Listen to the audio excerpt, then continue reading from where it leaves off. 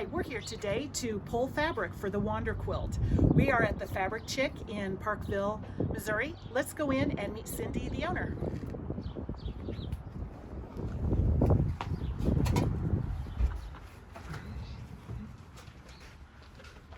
Hi girls. Hi, this is Cindy.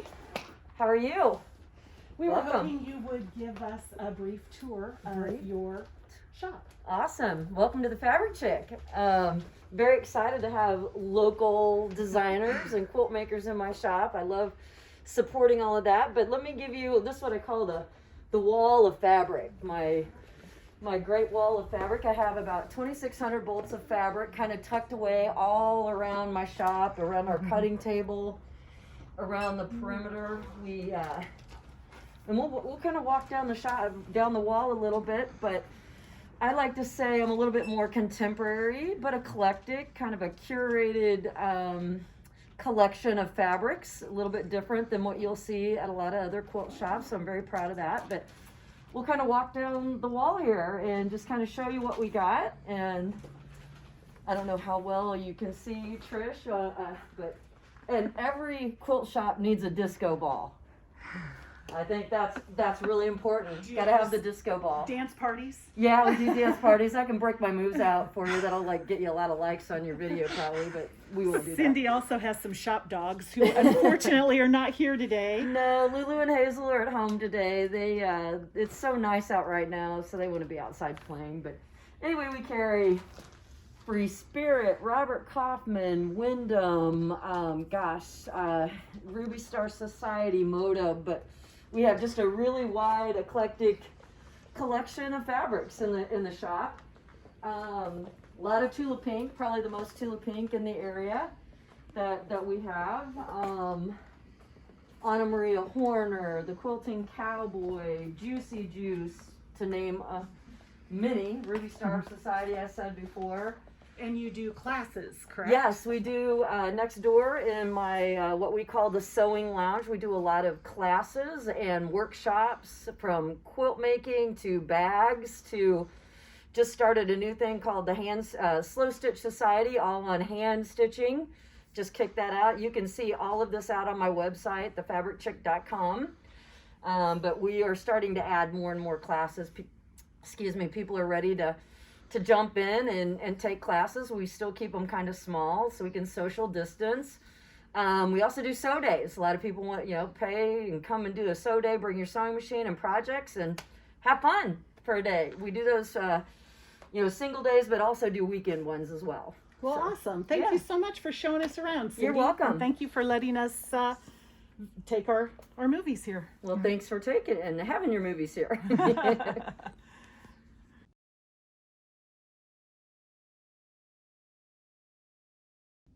We're going to talk a little bit about fabric selection in regard to the original Wander Quilt, and then we'll show you some other things to think about. So we popped over to Cindy's classroom to do this, so we have lots of space or lots of tables. It's really nice over here. It is nice very and bright. Okay, so the first thing you want to think about when you're picking your fabrics is these are really large hexagons. They're 9 inches. So that's a lot of room to show off your nice, big, pretty prints.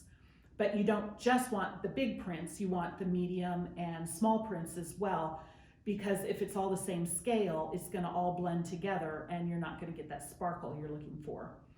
And another way to get sparkle is when you consider value. You want your darks and lights, because that's what's gonna show the depth of the quilt, but then you need the mediums to blend it all in, so the depth really shows. Color, you also want little pops of color and maybe some super darks to make it sparkle too. You'll just have to audition. Yeah, you want a variety though. Mm-hmm. So now let's talk about these stripes. So in this quilt, I pieced these blocks with salvages, and we're going to go in depth on how to work with salvages and some other project ideas with salvages, in case you have a stash like we've accumulated. It accumulates fast once you start collecting salvages. To have too many. It has to be really good, but I would buy an extra half yard of fabric just for the salvage at one point in my life. If it was good. Before you knew that they grow exponentially. Exactly. So anyway, these salvages, I thought they kind of got a little too blendy, so I added these colored stripes just with solid fabrics, just to kind of add a little more interest and to really accentuate the stripiness of that. And that's a good way to tie color back into the to quilt. the colors that you chose for the quilt Right. as well. Right. So. Okay, and we're going to talk next about if you don't collect selvages, what you can do for those blocks. Yeah.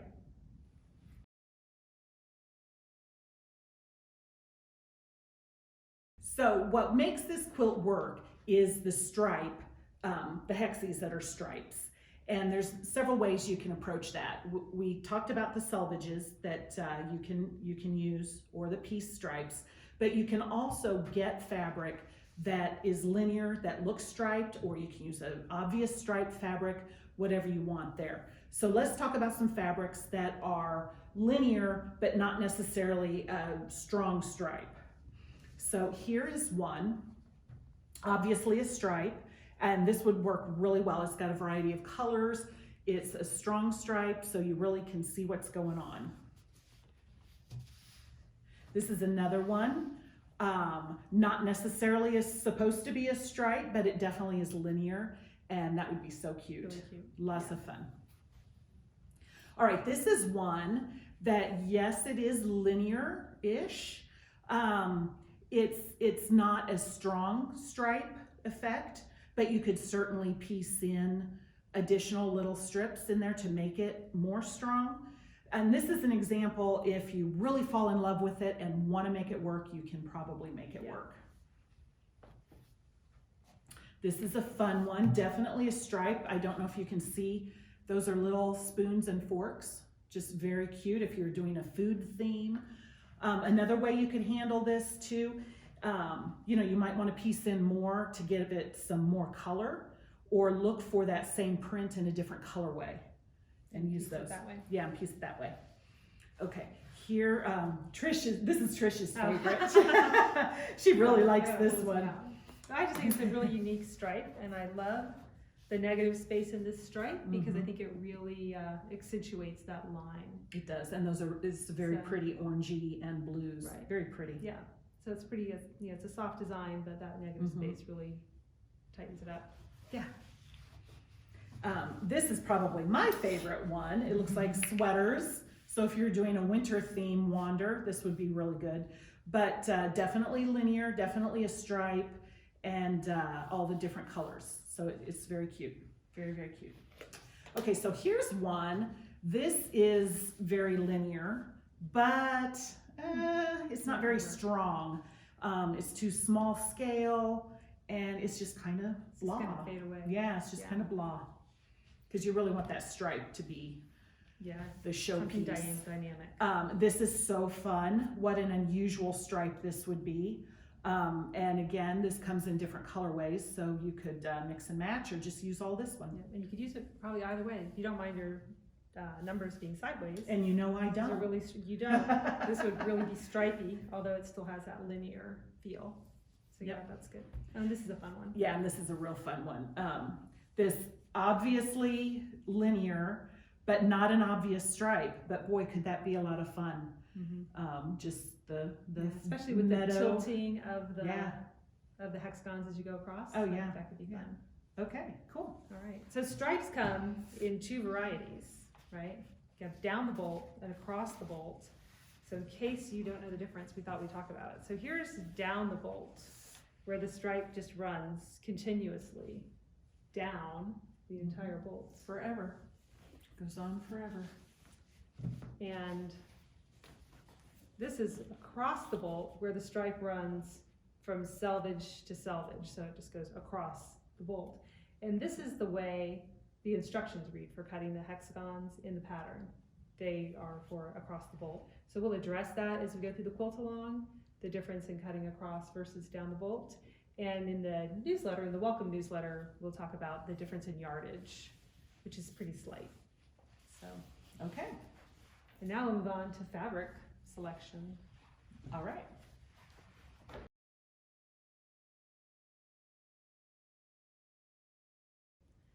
So for this pool, I just chose a bunch of Aboriginal prints, And we need about 8 prints, so I'm gonna winnow it down and talk about various considerations.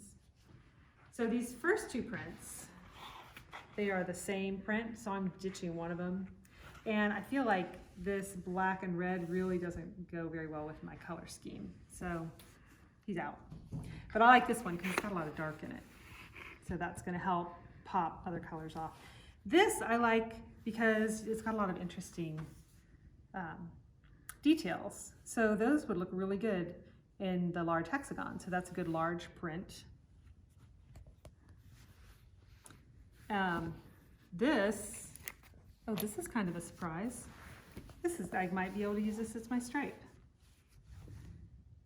It's kind of stripey. I might add something in there to make it more stripey. But I think I'll add that. I like the pop of that blue. That's really gonna pop out. I think I like this with it because it's dull. So those dull colors will really help those brights. This one will stay here for a while, we'll see. This one could work really well because it's a different value, and again, another dull color with little sparks of color, but it's overall reads kind of dull to me, so that'll help make these stand out. But I definitely like this green because it's the lightest that I pulled. So again, it'll sparkle, and these are the same print. And I was not sure about this one anyway, so he's going away. This I think is a nice large print. Can't really see it on that. Let me undo this. He's got these large medallions. You could even fussy cut those. So I kind of like, since I have so much real estate, I think I'll take that. This is a good light. Jury's still kind of out for me though. I might get it and just get the smaller cut of it. And the smaller cut just does whole hexagons. The larger cut adds the halves across the top and bottom. So I think I would just get the smaller cut and then audition it as I go. I think that's worth that investment. This, I like this because I like the little sparks of color, and it really has all of these colors in it and kind of pulls everything together, I think. This I think is too similar to that. So I'll get rid of that. And this, I don't know if it really brings a whole lot to the quilt. So I'm probably gonna get rid of that. You could use it, more maybe as like a dull color. But I think for the Aboriginal feel, I'm just gonna go more with all brights, and I got some dulls that are kind of dark. I've got some bright colors. I've got this light color to bring things out, and maybe this light. So I think this is what I'll go with. For this pull, I chose this kind of woodland creature theme. It's just very sweet, nice, soft colors, but yet I feel there's enough contrast with these navies down to these super lights. So anyhow, let's talk about each one as we go. So part of this line, I think this is mostly one line, but then there's some from other lines sprinkled in. But it has 2 linear prints that I think might work. I think I'm leaning towards this squirrel for this one. These little cute little heads are linear, but I just think it's not enough obvious what we're going for with this stripe. But you could certainly piece in additional colors, and that would definitely let the viewer of the quilt know what's going on. But anyhow, so I think I would lean towards this one, but I would still use this because look how cute those little faces are. You could fussy cut those really easily. So now we need 8 additional prints, and I've got far more than that here. So to hone it down, I don't know. I think if I go ahead and use these little faces, I would probably take out these bees. But I do like those bees, so maybe I'd take out the faces. I guess I'd have to make a real-time decision. I certainly like these navies for the dark darks. I'm missing some super lights, so maybe I keep in the bees and the heads. I don't know. There's so many options and so many things to think about. This definitely is a beautiful large scale print to use in there. And I pulled this gold that is not part of any of the other fabric, but I like that. It's kind of a little zinger, kind of sets it at a little kind of, whoa, what's that? Which I like doing in quilts. So honestly, I'm having a hard time whittling these down. So I think I might go ahead and get my yardage and then get a couple of these as fat quarters just to cut 1 or 2 additional. I think you can only get 1 out of a fat quarter. These are straight quarter. You can get 3 out of a straight quarter. Okay, so I'd get an extra quarter yard. So anyhow, that's this pull. You can see there's lots of options and you aren't constrained to 8 fabrics unless you want to be. I pulled a group of Allison Glass fabrics, and it started with this arrow print, if you want to call it that, because I thought it would make a nice line for the striped blocks. That's a lot of color, but that's what she's known for. Then I pulled these Art Theory panels. These are her reprints in the large panels. So I think these are kind of fun. So there are 2, you get 2 repeats per panel, and of course it's got the whole color wheel going across. So even if I cut them, I'd probably just go ahead and buy the panel, cut my 2, and not worry too much about, you know, if I'm gonna get some white space on my hexagon versus a lot of color, because it's still gonna be a lot of color, but with plenty of white space. So I pulled that in both colorways because it comes in the light and in the dark. So we'll see where this decision goes. And then if I'm gonna use the dark, I think I definitely want to use these 2 colors with it, or 2 non-colors with it, I guess, to kind of give it some breathing room. And then I have this, I don't know, this might be one of those cases where I just buy a quarter yard of this and audition that on the design wall. It might be a little more color than what I want because I really want these to stand out. And of course my stripe is full of color, so I might not need this big of a print. So maybe he does just go away. I pulled this one because it's just a little print with little sparks of color. I think that's a nice thing to have. And then this is just a nice bright pink. So I think that looks good too. I'll hold on to those. And then here's this aqua. I'm not sure if I'm feeling it with that. It's kind of not, doesn't really blend very well. But she had this in a lot of other colorways, so maybe I'd pull that in a different colorway. Because again, I like the little spark that that white gives. And then I've got this yellow. And I kind of like that because it's got a dull enough color. It's really going to make these other colors sing. And then I pulled this bright pink, which I like. Maybe what I'll do, since I have 2 of the same prints, I kind of don't like having 2 of the same prints necessarily. So I might get rid of that and keep this instead because it's got a medium. So then I've got a medium print, a really small print, another small print. And so yeah, I think I might just go ahead and get both of these just because the colors kind of read a little differently. And I would definitely get this. This I think I'll go back and try to find something a little closer to this cream background. I think they have this in another colorway. So imagine this in the cream. So I have my neutrals. I've got some colors. This one's gonna make the other colors stand out. This is gonna be a nice bright spark of color. And then these obviously are just sprinkles of color. So I think that's what I'm gonna go with.